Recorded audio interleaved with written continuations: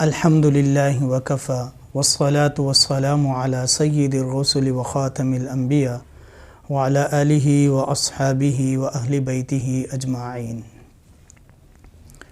اما بعد فاعوذ باللہ من الشیطان الرجیم بسم اللہ الرحمن الرحیم وقضى ربك ألا تعبدوا إلا إياه وبالوالدين إحسانا إما يبلغن عندك الكبر أحدهما أو كلاهما فلا تقل لهما أف ولا تنهرهما وقل لهما قولا كريما صدق الله مولانا العظیم۔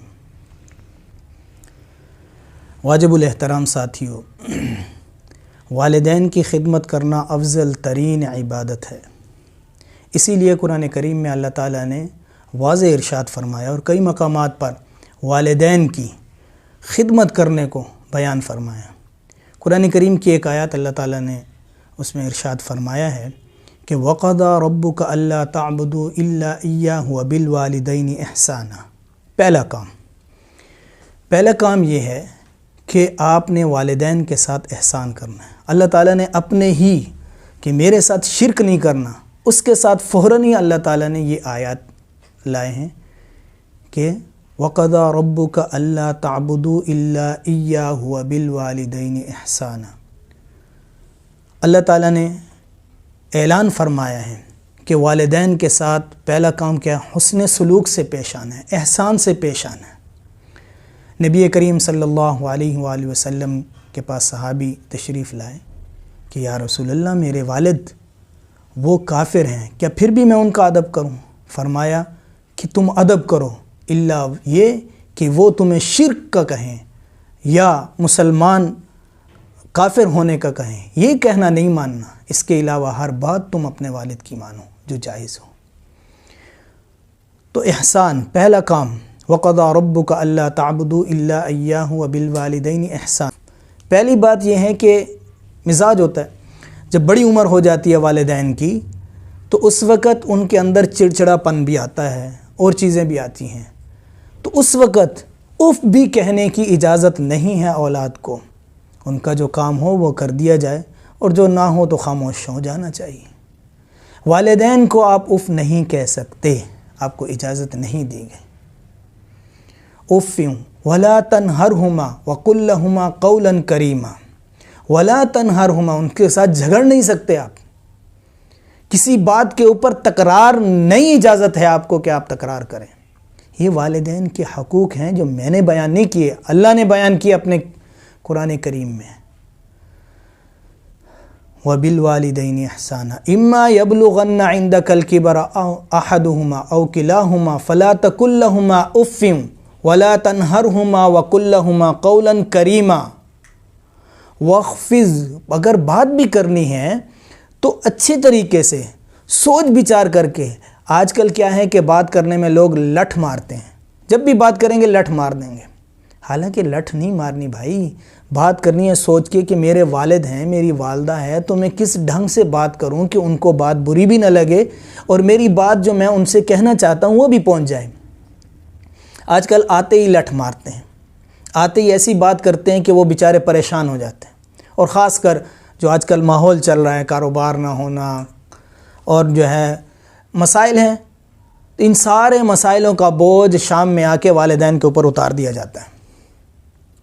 ہو یہ ہو گیا، وہ ہو گیا، وہ ہو گیا۔ بھائی اللہ کے بندے، تمہارے ساتھ تو ہو رہا ہے، وہ جو بیچارے گھر میں بیٹھے ہیں ان کے اوپر تو یہ غصہ نہیں اتارو، ان کو تو پریشان نہیں کرو، نہیں ساری پریشانیاں ان کے سر پہ لا کے لاد دیں گے۔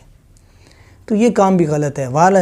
والدین کا احسان اتنا بڑا ہے کہ اگر کوئی، وہ نبی کریم صلی اللہ علیہ وآلہ وسلم کا ایک واقعہ ہے کہ ایک صحابی باہر سے پیسے والد کو بھیجتے رہے، وہ ان کے بیوی بچوں پہ خرچ کرتے رہے، اپنے اوپر خرچ کرتے رہے، اور واپس جب آئے تو انہوں نے کہا کہ وہ میرا مال کہاں ہے؟ تو انہوں نے کہا تو میں نے تو خرچ کر دیا۔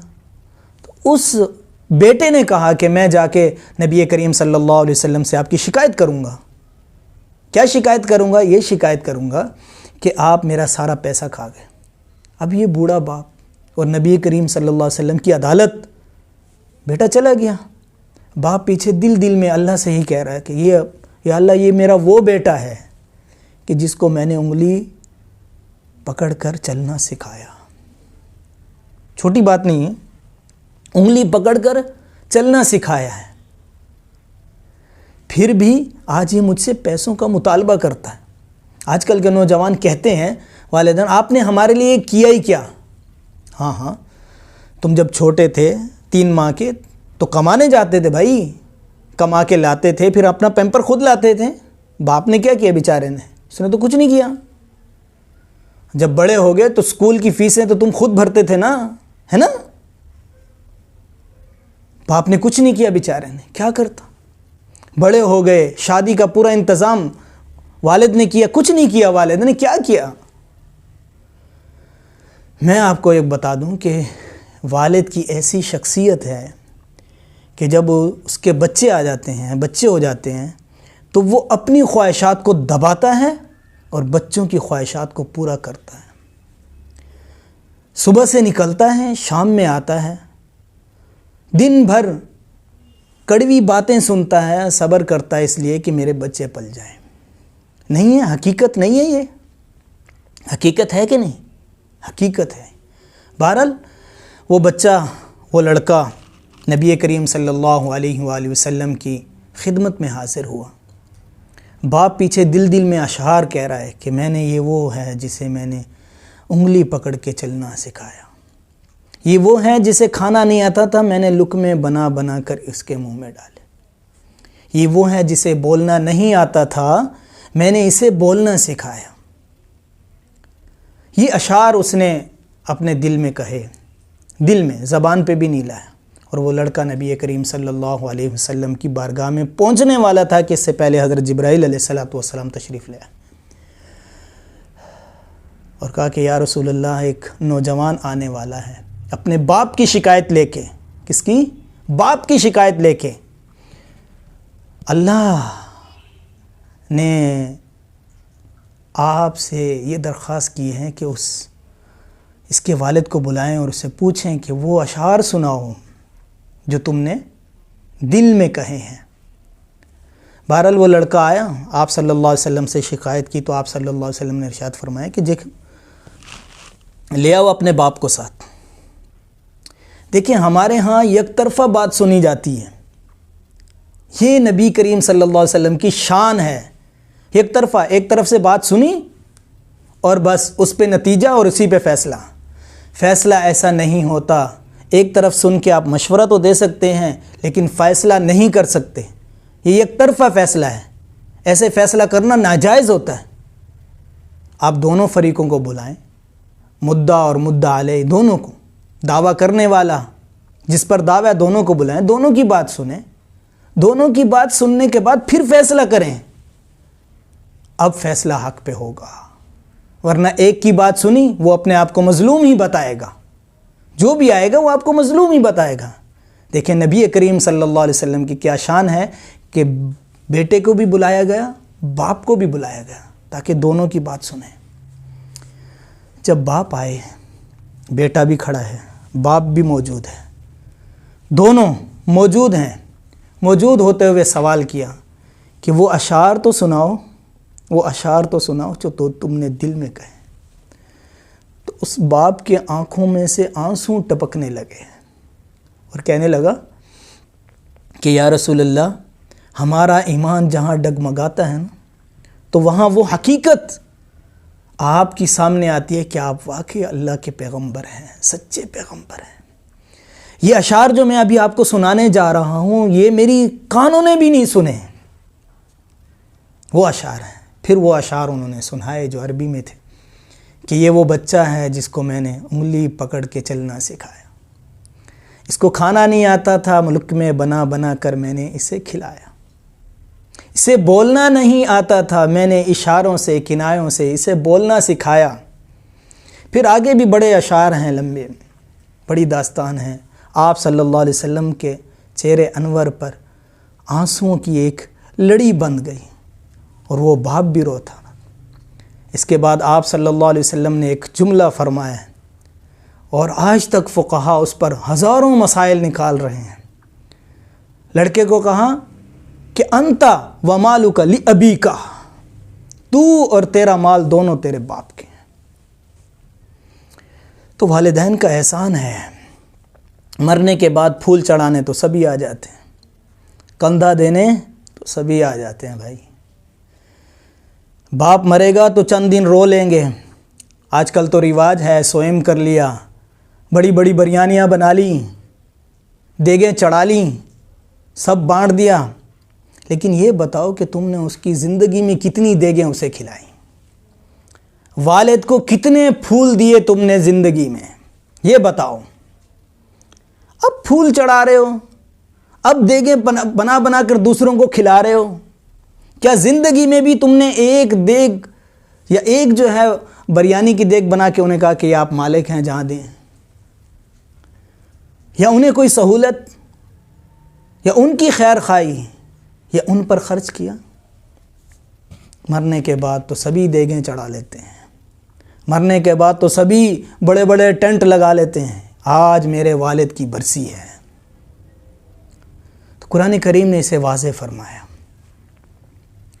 یہی ارشاد فرمایا کہ وہ بالوالدین احسانا اما یبلغن عندک الکبر احدہما، ایک ہو یا دونوں ہوں، او کلاہما فلا تقل لہما اف ولا تنہرہما وقل لہما قولا کریما، وقل لہما قولا کریما، بات جب بھی کرنی ہے سوچ کے، ڈھنگ سے، طریقے سے، لٹ مار دی۔ اور دیکھیں والدین جو ہے وہ جب بوڑھے ہو جاتے ہیں تو وہ زیادہ بلڈ پریشر ہے، دوسری چیزیں ہیں، دوسری بیماریوں میں مبتلا ہو جاتے ہیں، اب اپنے کاروبار کی، اپنی چیزوں کی ساری ٹینشنیں ان کے سر پہ آ کے لاد دیتے ہیں بیٹے، یہ بھی بری بات ہے، انتہائی بری بات ہے۔ وہ بیچارے گھر بیٹھے ہیں، آپ انہیں کہیں کہ الحمدللہ، بس آپ دعا کیا کریں کہ اللہ میری روزی میں برکت دے دے۔ تو بہرحال والدین کے ساتھ احسان کا معاملہ کرنا ہم سب پر، تمام اولاد پر فرض ہے۔ دیکھیں جو باپ جو ہے وہ، ماں کے قدموں کے تلے جنت، اور باپ جنت کا دروازہ۔ کوئی ہے مائی کا لال جو بغیر دروازے کے گھر بنائے اور اس میں گھس جائے؟ ہاں دیوار توڑنی پڑے گی پھر گھس سکتا ہے، اور یہ طریقہ نہیں ہے۔ تو آپ کی والدہ بھی آپ کے لیے احترام مند ہے، والد بھی، دونوں کا احترام واجب ہے۔ جو ماں کی عزت نہیں کرے گا وہ دنیا میں ذلیل و خوار ہوگا، اور جو باپ کی عزت نہیں کرے گا وہ بھی معاشرے میں ذلیل و خوار ہوگا۔ پکی ٹھکی بات ہے، اگر کسی کو شک ہے تو کر کے دیکھیں۔ تو اسی لیے قرآن کریم میں اللہ تعالیٰ نے ارشاد فرمایا ہے کہ والدین کے ساتھ احسان کا معاملہ کریں، ان کے سامنے بڑی اونچی آواز سے بات کرنے کی اجازت آپ کو نہیں ہے۔ بات جو بھی ہے، کچھ بھی کہنا ہے، لہجہ قولاً کریمہ ہونا چاہیے، نرم لہجہ، سوچ سمجھ کے الفاظ، ایسا نہ ہو کہ آپ کے وہ الفاظ قیامت کے دن آپ کی پکڑ کا سبب بن جائیں۔ اللہ تعالی ہم سب کا حامی و ناصر ہو، اللہ تعالی ہمیں سب کو نیک اعمال کرنے کی توفیق عطا فرمائے۔ وآخر دعوانا ان الحمد للہ رب العالمین۔